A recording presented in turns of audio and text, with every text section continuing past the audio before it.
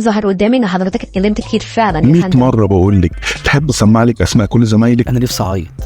اسمع يا فندم، اسمع. ممكن تقولي لي مالكش عندنا حاجة؟ نفسي ارتاح يا بنتي. تحت أمرك يا فندم. يا خسارة. بعد ما اقفل هيكون في تقييم المكالمة، حضرتك هتختار من 0 ل 9. 9 يعني راضي جدا، و0 يعني غير راضي تماما. شكرا حضرة الناظر.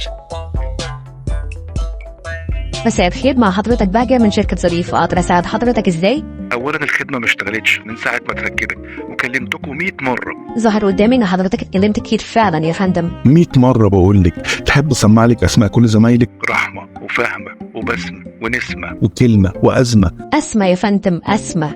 انا عايز اجابة على سؤالي. اتفضل يا فندم. هتشغلوا الخدمة ولا لا؟ هنشغلها يا فندم. يا خسارة. خسارة ليه يا فندم؟ نفسي حد يقول لي لا. بص يا بنتي، قولي لي لا مش هنديك حاجة، وانا مش هطالبكم الفلوس. نفسي اقفل الصفحة دي من حياتي.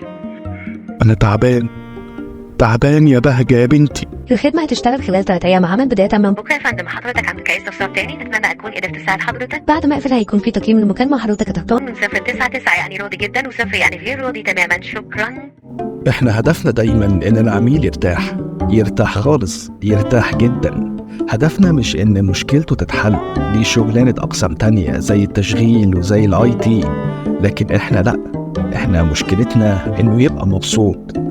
وبصرف النظر عن مشكلة العميل، هو رد واحد بس: تحت امرك يا فندم خلال 3 أيام عمل. طبعا انا عارف ان احنا في المواجهة دايما مع العميل، والعميل العصبي بيزعق واكيد بيشتم برضه. ما تردش عليه غير برد واحد بس. ايه هو؟ تحت أمرك يا فندم، والمشكلة هتتحل خلال 3 أيام عمل. شاطرين.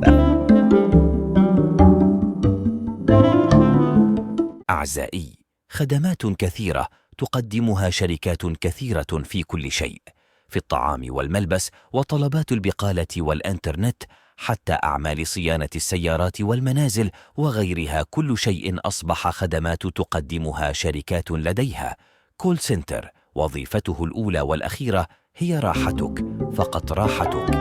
مساء الخير، مع حضرتك بهجة من شركة ظريفة. أقدر أساعد حضرتك إزاي؟ ايوه يا بنتي، انا عمك هندي. دي اللي كلمتك امبارح. ممكن تقولي لي مالكش عندنا حاجة؟ نفسي ارتاح يا بنتي. نفسي ارتاح، نفسي ارجع زي زمان. تحت أمرك يا فندم، والمشكلة هتتحل خلال 3 أيام عمل.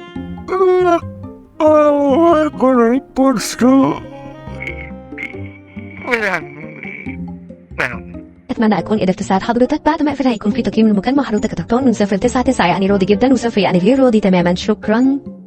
الشغلانة بتاعتنا دي علمتني اني اكون صلب، ومش اي حاجة تأثر فيا. انا بستقبل 100 مكالمة في اليوم، بتشتم فيهم 1000 مرة في اليوم، بمعدل 10 مرات في المكالمة الواحدة. والشتايم بتكون شتايم يعني مش اي حاجة، ومع ذلك ولا فارق معايا. في الاول كنت زيك كده، بعيط وانام وانا دمعتي على خدي، وافضل افكر ليه اتشتم على حاجة ماليش ذنب فيها. لكن دلوقتي بعد ما عدى عليا 3 سنين في الشغل، بقيت زي ما انت شايف مبتسم على طول، وقادر اواجه المواقف مهما كانت صعبة.